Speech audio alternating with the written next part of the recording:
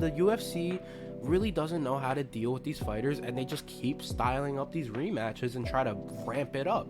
From here, September all the way to December, there's only 2 title fights happening, and no other title fights is going to be projected. I think that's kind of crazy if you think about it. From September to December, only 2 title fights. And then on top of that, everything's rematches. I mean, you had Izzy Pereira, you had Justin Gaethje Poirier, you're going to have Islam Charles. Every single fight is a rematch. I don't know if it's just the time period and, fighters are just coming back to the top, or the UFC really doesn't know how to matchmake these guys without having this star money, or, people not wanting to fight a certain person, like the welterweight division that we're having right now. How every top, I think top 8, all are free. They don't have a fight booked, but they're not fighting each other. I kind of agree with Fran when it comes to that. I mean, so I'd like to see what you think.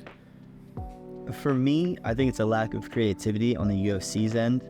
That's why you see so many people we just talked about in our video. And if you guys haven't seen it, the Noche predictions, watch them. Rosas, they're pushing this guy like crazy. And why are they doing that? Because they have no way to market these fighters that are very, very exciting to watch. It's crazy when you start to see, oh, we're going to see a Strickland Izzy rematch. No one wants to see that right now. And that's exactly what's going to be promoted. Because Izzy got manhandled for the whole fight. Why would we want to see a rematch? We're talking about rematches that are deserved, right? We're talking about, the Morenos against the Figueiredos. We're talking about fights that are very, very exciting and close. We're not just talking about big players, right? And I feel like the UFC is just having a lack of creativity. And like you said, whether it be for the stardom of one or because of the rise of fame to another, I just think the UFC has to do a better job in promoting these fighters. And I think they don't do a good job because they let the fighters promote themselves. You see what Dana says. He says, look, it's a way of not only making money because we don't pay you, it's a way to market yourself, to get sponsorships. So that's the way Dana sees it, and I think that's a flaw in the system, that the UFC should not promote these fighters, which is inherently wrong. They should promote these fighters because it's going to make them bigger. Why is Sugar Sean O'Malley one of the top stars right now? Is it because he beat Aljo? Yes, but it's also because he's a one-of-one character. He is the McGregor. I just think the UFC has to do a better job in finding these characters and just pumping them up. Don't let the fighter do it. Take it into your hands. It's your brand, your business, and they're not doing that. I want to go to the bantamweight division because, in my opinion, it's the most stacked division. Why is Sean O'Malley about to get a fight with Chito Vera? Chito Vera, listen, love the style. I think he has a chance against O'Malley. Don't get me wrong. It's going to be a great fight. How are you going to say Chito deserves it over guys like Merab, guys like Corey, guys like an Aljo rematch? Aljo had the belt and defended it 3 times. That is otherworldly impressive.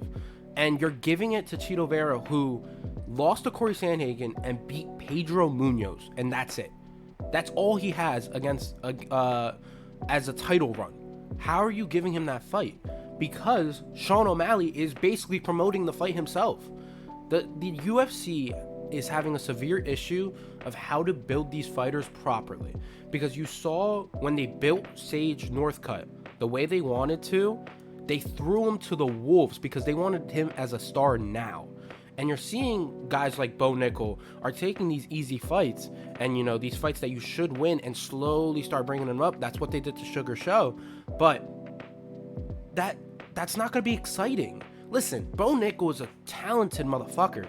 I'm not going to watch him or be excited or buy a pay-per-view to watch him fight another Val Woodburn, to watch him fight a guy that is like 0-2 outside of the UFC and he's coming in. It makes no sense why anyone wants to watch these fights. And none of these fights are getting booked, the ones that we want. I want to see Dricus du Plessis versus Sean Strickland. I want to see Leon Edwards versus Colby Covington. But none of these fights are being made. Shavkat, Chimaev was sat out for a while. He finally has a fight. Shavkat has been waiting to be a top 5 contender. Usman doesn't want to fight him. Bilal doesn't want to fight him. Colby doesn't want to fight him. Gilbert Burns will probably fight him because Gilbert's a fucking madman.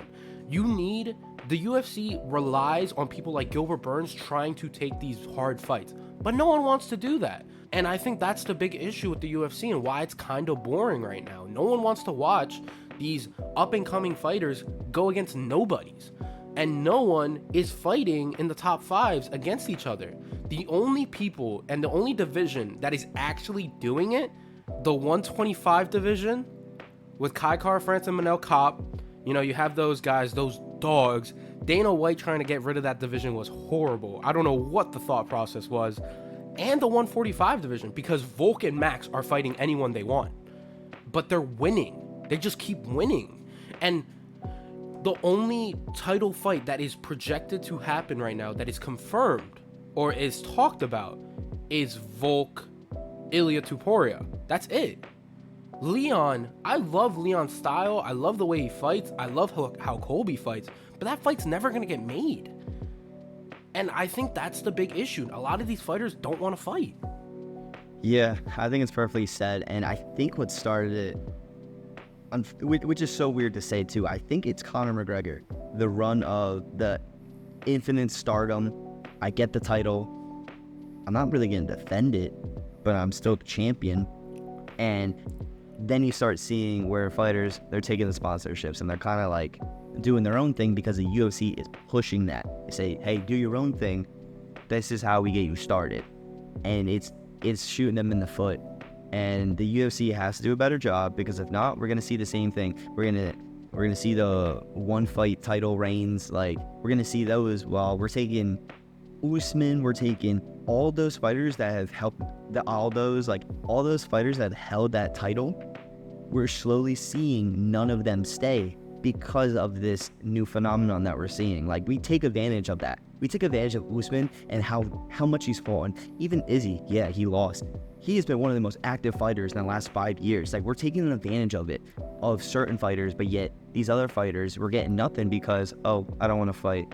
I'll play out my card, play out my 4 fights. And don't get me wrong, as a fighter perspective, it is smart. It's exactly what you're supposed to do. Sugar Sean O'Malley said it perfectly. Why am I going to fight the top of the line where I have a 4-fight contract when I can wait, fight scrubs, get to that next contract, then I'll fight them? Like, it makes no sense the way the UFC has structured this, and until they fix that, we will see no improvement. I think as well, and I'm going to blame him, it's Francis Ngannou.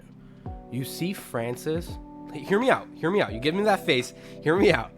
You see Francis and him fight the UFC for money, and now you're seeing what he's about to get. He's about to get a multi-million-dollar deal to fight Tyson Fury and get absolutely his ass whooped, but make millions while doing it. And then you see what he's doing in the PFL. People have healthcare now, which is crazy to think that they don't have it. They don't have healthcare in the UFC. I think it is a mixture of the Francis Ngannou thought where it's, hey, I'm a big star, I should be getting this type of money. Or, hey, I'm not even a big star, but I'm a good-ass fighter. I should be getting this amount of money. And Dana's never going to give it, which means you have all these people get sidelined and just wait. I agree. And it's shitty, but it looks like the UFC is just going to keep doing the same thing because all it is a money grab for them. And that's why, even though boxing is on its way out, that is the one good thing about boxing. You make it to a high-profile card, you're going to get paid regardless. You're going to get paid for fighting a scrub. I mean, Jared Anderson made so much money for fighting he was like a 12-1 dog, 12-1 favorite, and he got at least $200K.